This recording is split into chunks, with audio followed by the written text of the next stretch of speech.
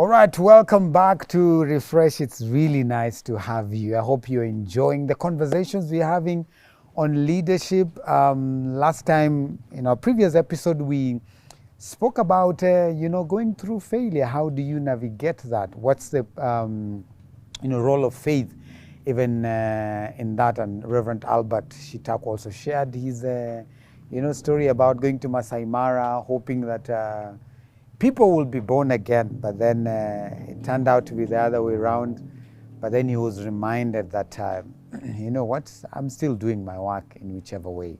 So how do you turn around when you're facing a setback or even failure? Karibu sana, my name is Anthony Ndiema. Of course, this is the home of transformative, inspiring, and uplifting content. This first series has been a series of leadership.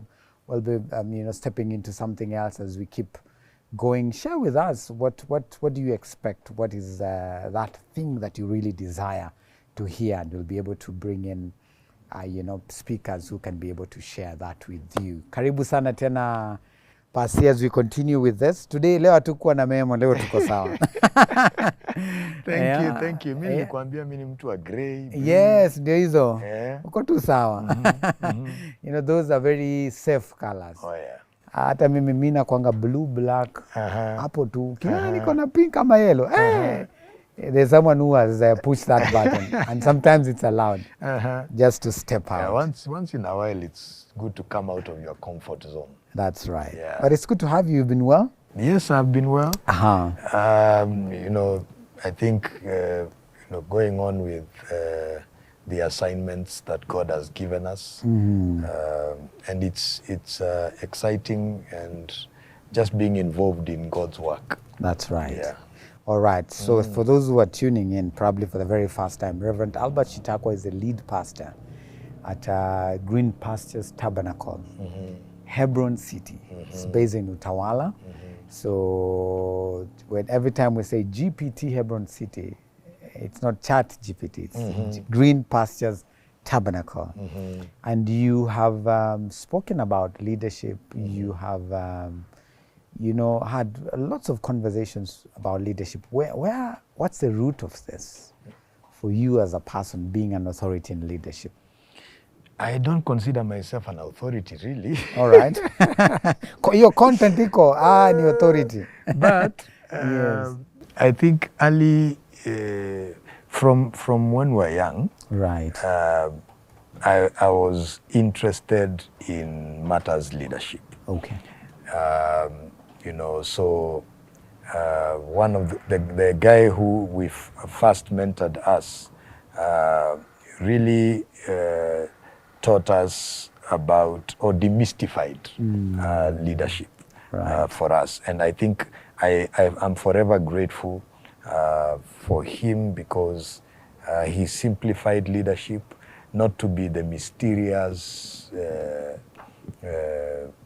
big man of position and kind of thing, yeah. But he exemplified it as servant leadership. And so for me, that was great. And then, all the leaders that I have eventually met along the way and served with and under have also modeled, that kind of leadership. And so, then I got into learning leadership,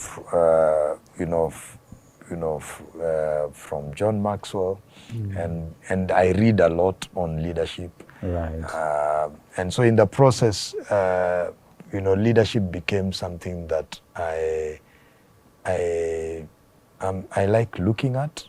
I keep learning about, and I want to model. Right. Yeah. Amazing. And you're modeling it right here and teaching it. All right. I mean, this year in our nation, last year, 2024, we encountered a lot of challenges. And these are challenges that needed, real leadership. And one of it was, a restless generation, just a restless people, generation, citizenry. And leadership needed to be done differently. And we'll come to that. How do Yes. you lead a restless people and generation? But let's begin with talking about servant leadership. You Yes. mentioned about it. What is servant leadership? How different is it from just general leadership? In my opinion, authentic, true leadership should be servant leadership. Servant leadership should not be one of the many styles of leadership. It should be the leadership. That every leader should be a servant leader. Because leadership is about serving others. Right. That's really leadership. It's about equipping, empowering. It's about others. And so servant leadership is, the posture of a leader where you are committed to serve. Jesus said concerning his mission when he came into the earth, and I always refer to him as the greatest leader who ever lived. He says, I did not come to be served. I came to serve. Wow. And so when you look at his life on earth and what he did, he went where people are. Right. He did not sit in an office somewhere enjoying some perks and privileges. Yes, right. He went where people are. And where needs one. And he ministered to the needs of people. Right. He taught and equipped and raised his disciples to become great leaders. So he poured himself into others.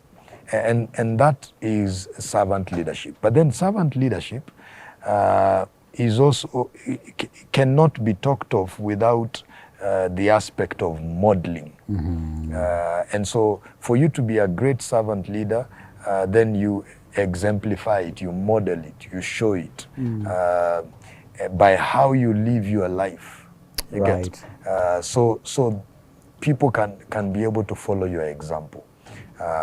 And so, that's and the last lesson, Jesus has said, I did not come to be served, but to serve. So stating his mission, vision casting. Right. And he's saying, this is who I am. And then at the tail end of his ministry, he sits with his disciples in the upper room, takes the towel and the basin, and washes the feet of his disciples, and tells them that, I have done this to teach you that follow my example.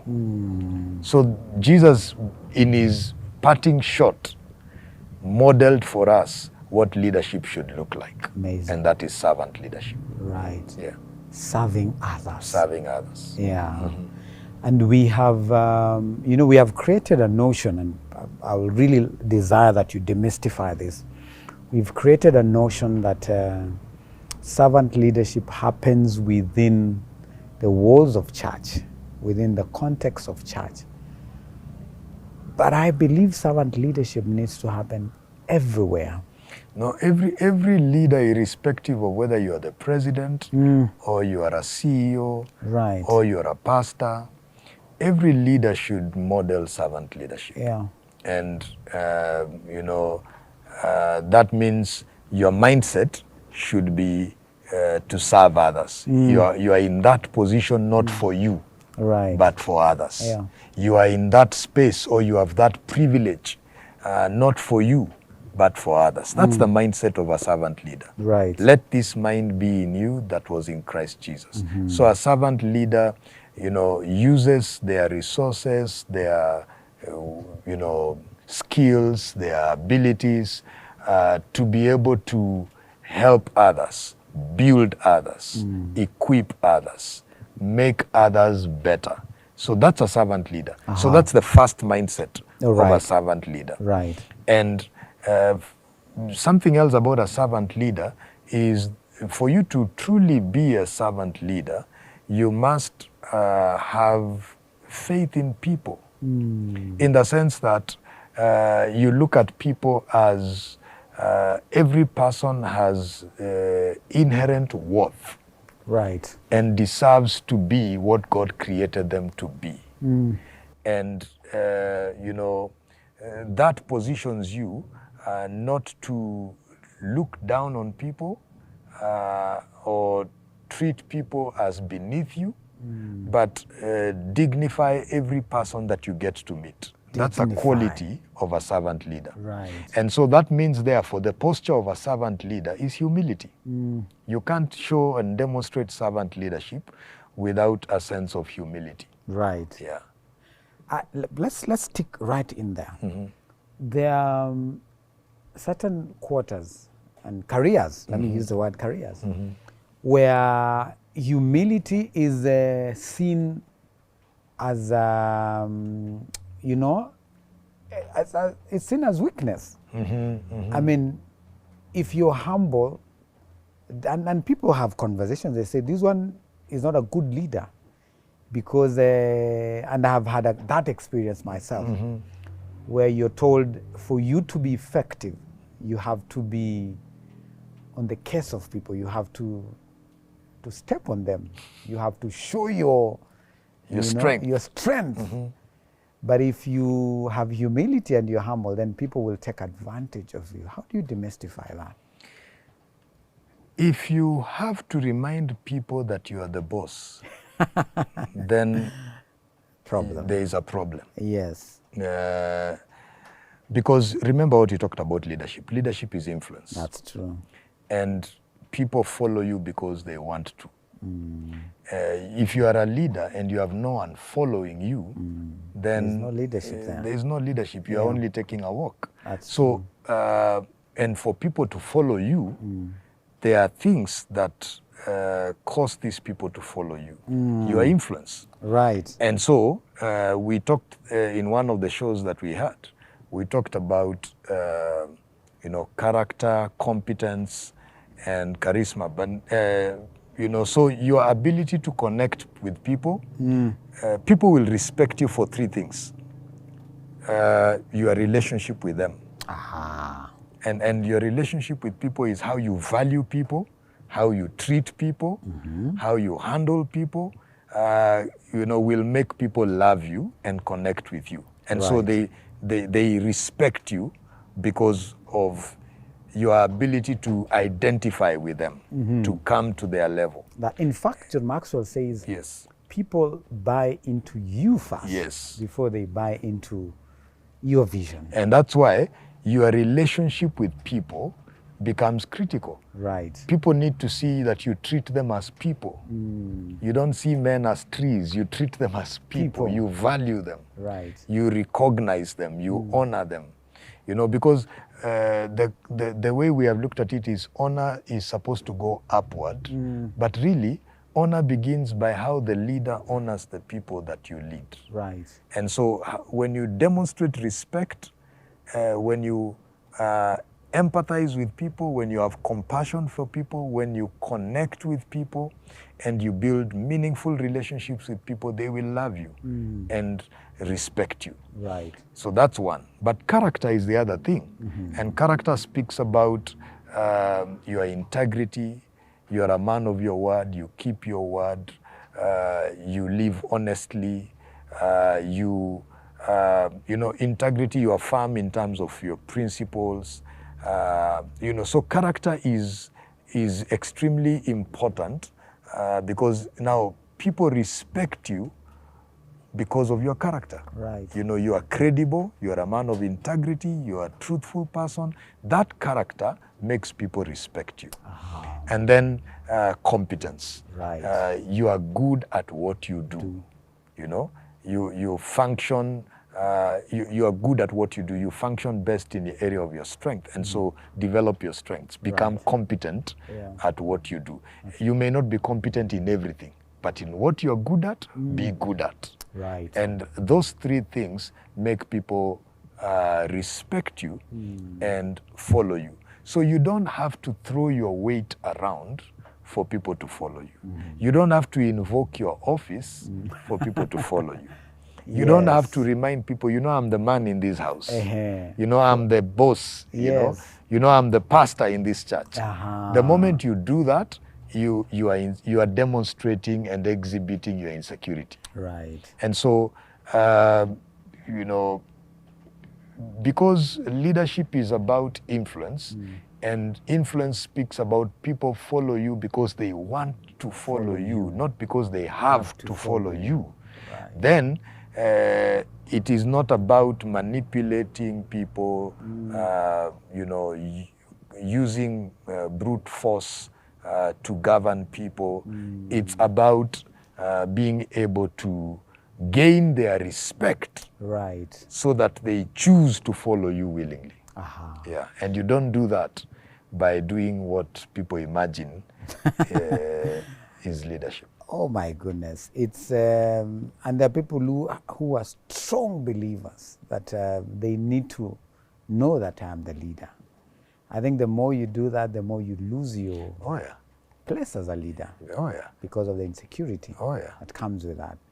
Stephen Covey, in his book, The 7 Habits of an effective, highly effective people, talks about win-win. Yes. And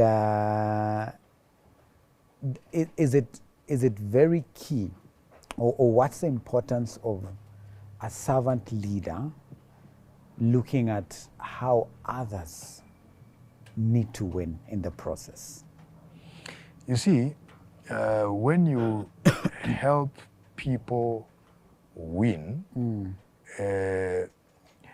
they never forget who helped them win.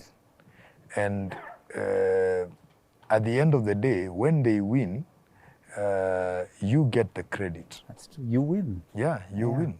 Because you empowered them, you helped them to become who they are supposed to be. One of the qualities of a good leader is being able to discern potential in people and being able to push them towards the direction of that potential, that they can exploit their potential and become, you know, who they are meant to be, you know, and achieve what they are meant to achieve. So that's one of the qualities of a good leader.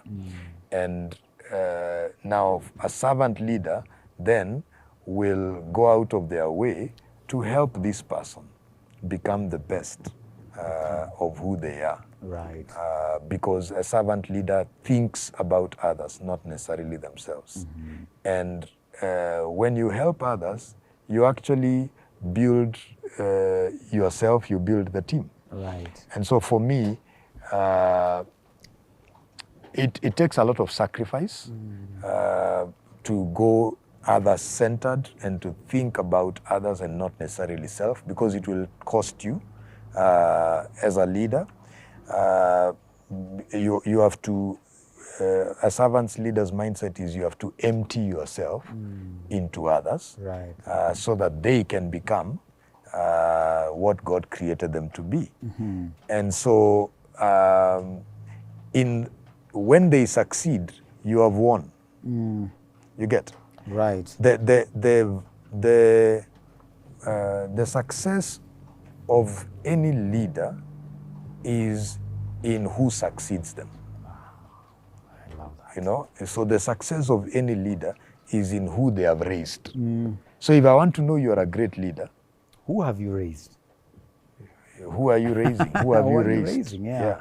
So if you've raised people who are weaklings, they can't do much, they are timid, you know, they can't function without you.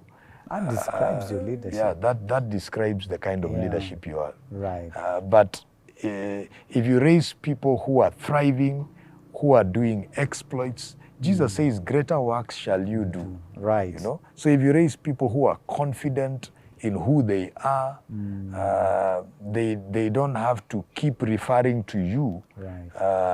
You know, they can only talk about you from the place of how you impacted them, but not refer to you for every step they have to take. Right. Then, if that's the case, then your leadership is in question. Right. Yeah. So great leaders, you know, or great leadership is seen in the people you have raised. That's true. In those who succeed you. That tells you the kind of leadership you modeled. That's right. And so a servant leader, because they are others-centered and they are dedicated and focused to serving, developing, equipping others, and empowering others, then the end result of that is a win-win. That's right. Yeah. I mean, Stephen Covey has also done a book called The Speed of Trust. And trust is key. Oh, yeah. Especially for leadership. Is it easy or is it hard to trust? How do you make it easy to trust the people you're leading? Trust is about, actually, trust is really the foundation of all leadership. If people can't trust you, you can't lead them. And usually, when people meet you at the first time, they give you the benefit of doubt. Yeah. and that's the trust they give you is called the benefit of doubt. Yes. They want to check out. They don't know you very well. Yeah. They don't know you are promising a lot, but then they want to see. So they give you a benefit of doubt. They say in a church setting that it takes 5 to 10 years for people to trust a pastor. Wow, 5 to 10 years. Oh, yeah. One of these episodes we'll do, Rev, it will be important to check out, there are churches that rotate pastors. If you're saying it's how many years, 6 to 10? 5 to 10 years. 5 to 10 years. Yeah. Yeah, that makes me ask a lot of questions, but we'll get to that someday. Yeah, and it has been said, in about 3 years, the problems of an organization that, when you take over a place, you can blame the previous leadership. True.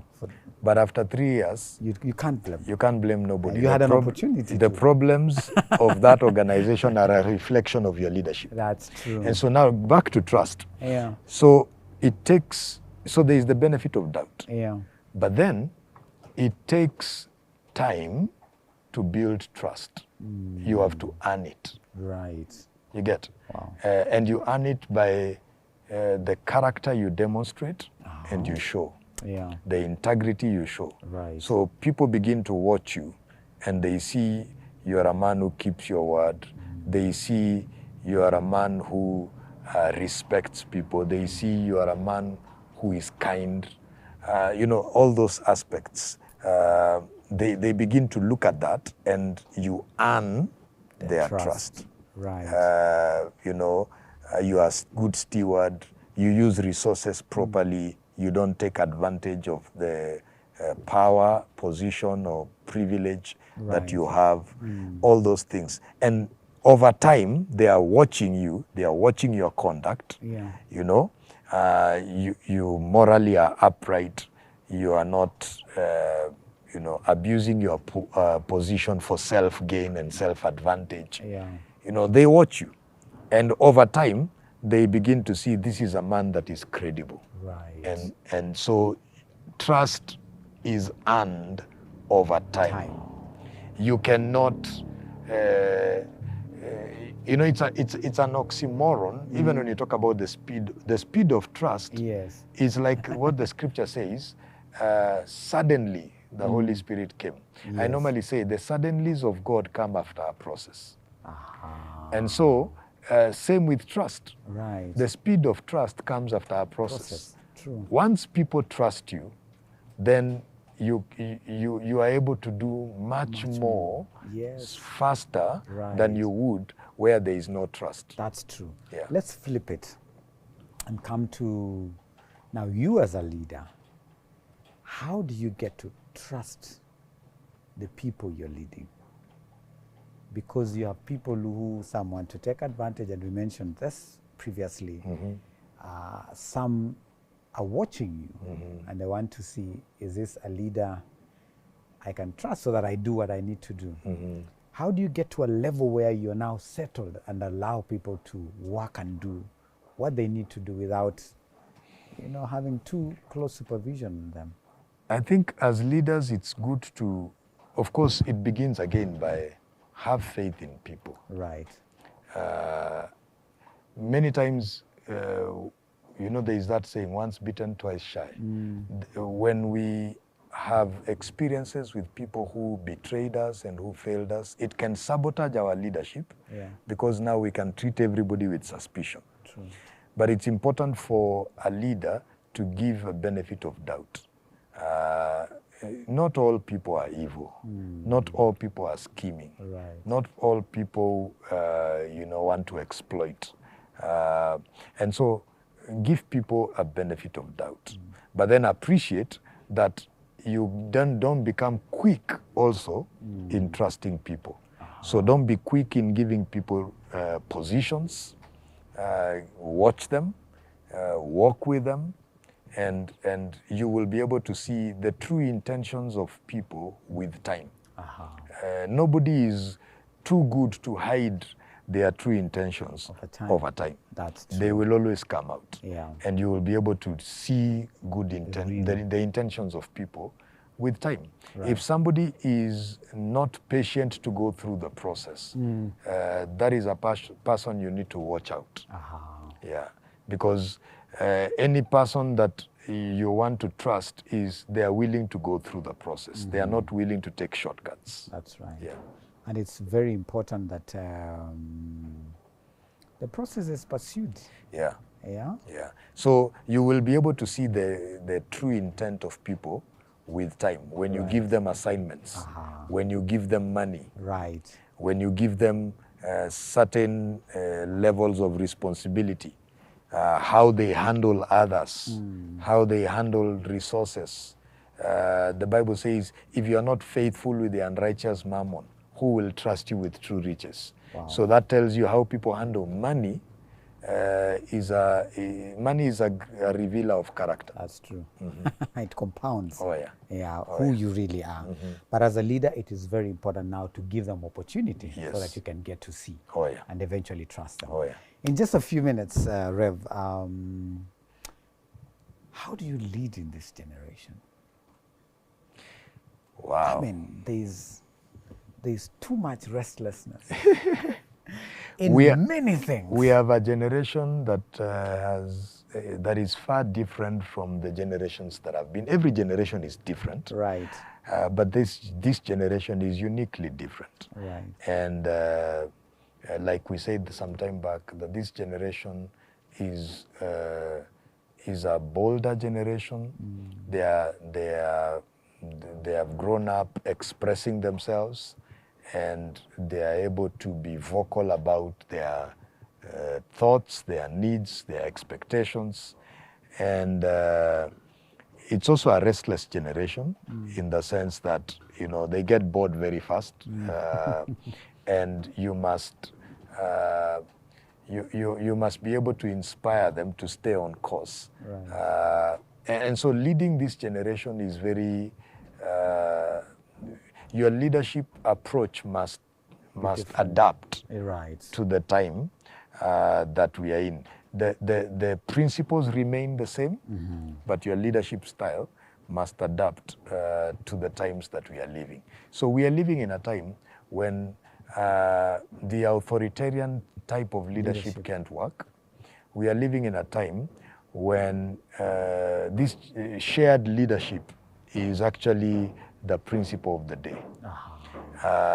In the sense that people want to get involved in your leadership journey. Right. They want to have a say in what's happening. And so for you to be effective in leading this generation, I think the first rule of any leader today in the 21st century is to listen. You can't not listen. You have to listen. You have to listen. Oh, you have to listen. Yeah. And listening doesn't necessarily mean that the people are leading you. That's right. But you are able to understand them and understand where they are coming from. Right. And then it empowers you to be able to now lead and take them where you're going. But you have to listen. A leader who is... Of course, that's an all-time principle for leadership. But today, more than ever before, you have to listen. Oh, yeah. Yeah. You can't... If they discover you are not listening, you will not lead them. Yeah. Yeah. Yeah, and it's a... Oh, yeah. Very fast. Oh, yeah. So you have to listen to them. What is their expectation? Right. What are they dealing with? You know, what's the pulse? Where are they at? Right. You know, you have to listen. Yeah. Yeah. So listening is critical. But as you listen, then you have to withdraw. Oh, yeah. And consult more. And even in the process of leading, consultation has to keep happening. Oh, yeah. Yes. You have to involve them. You have to involve them. That's what I'm saying. They want you to invite them yes. in the leadership journey. Yeah. Does that make you a weak leader? No, it doesn't. It doesn't. It doesn't make you a weak leader. In fact, they will respect you highly if you invite them into the space of leadership. Because by the way, this generation distasts hypocrisy. And so hypocrisy is where, you know, you are projecting the all-together, all-perfect guy. Right. And yet they know you have flaws. They can see They through. can see it. Oh, yeah. And they tell you. But when you're honest about yourself and about the flaws you have, they respect you. And isn't it amazing, Rev, that they also have beautiful ideas? Oh, yeah. That as a leader, if you open up and reimagine and buy into, it sharpens. And you know, that's the thing about leadership. It's creating a platform. It's creating a platform for people to be able to thrive.